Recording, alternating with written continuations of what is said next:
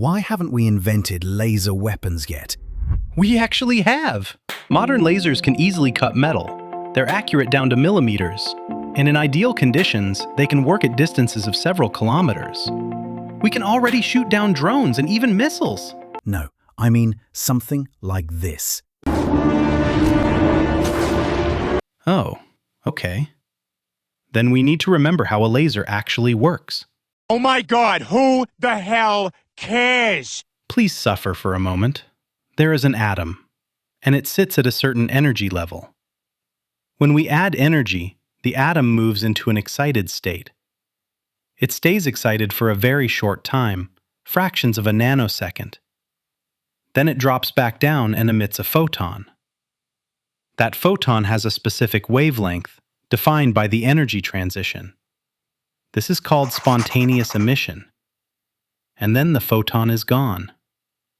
The working core of a laser has a fully reflective mirror, a semi-transparent mirror that lets out only about 2% of the light, and a medium packed with a huge number of these atoms.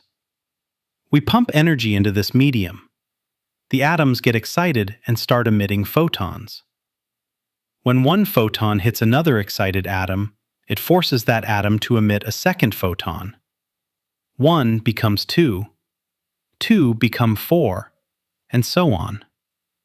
This is how we get a narrow, powerful, perfectly aligned beam. That's a laser. Because of its energy density, a laser can reach extremely high temperatures. Yes, it can burn through some armor, but it has no impact force. It doesn't hit, it heats. That's why there are many things that reduce a laser's effectiveness. Rain, fog, smoke, dust. Even hot, turbulent air can be a problem. So shooting a laser at an enemy in the rain looks something like this. And if we add very simple countermeasures, reflective coatings, spinning the target, shields, or smoke, the effectiveness drops dramatically, sometimes almost to zero. To actually damage a target, you need tens or hundreds of kilowatts of power, stable energy supply, massive cooling. Which means generators, radiators, huge mass and size. A rifle weighs kilograms. A combat laser weighs tons.